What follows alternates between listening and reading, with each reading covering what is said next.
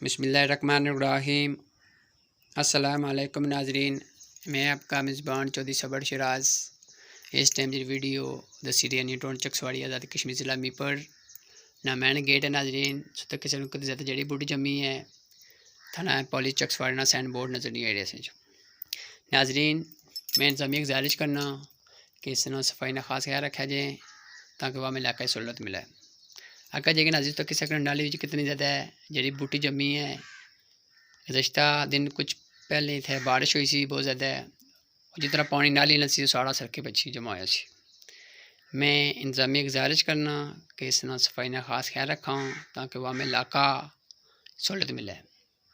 नाज़रीन सब मालूम है कि असा मंगला डैम ने कितनी ज़्यादा कुर्बानियाँ देती उस ना सिला संगी ये लबीड़िया। मैं इंतजामिया गुजारिश करना कि इसने फिलफोर एक्शन करना और सफाई ना खास ख्याल रखा। नाजरीन जो पूरी हमारी वीडियो मुलाजा फरमायो। अगर हमारी वीडियो से पसंद अच्छा है तो लाइक करो, शेयर करो। शुक्रिया, जज़ाकल्लाह। वीडियो पूरी मुलाजा फरमायो। Thank you.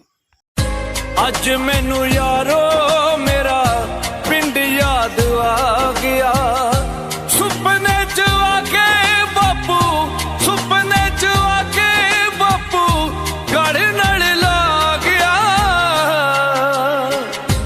अज मैनू यारो मेरा पिंड याद आ गया।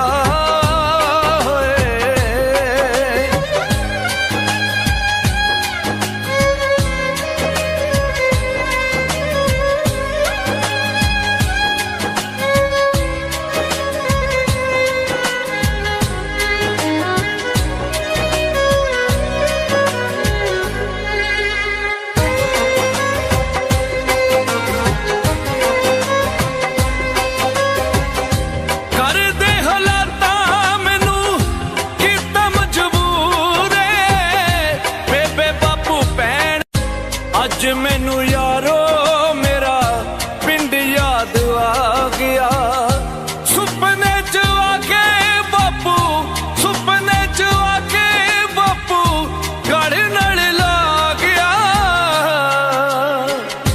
अज मैनू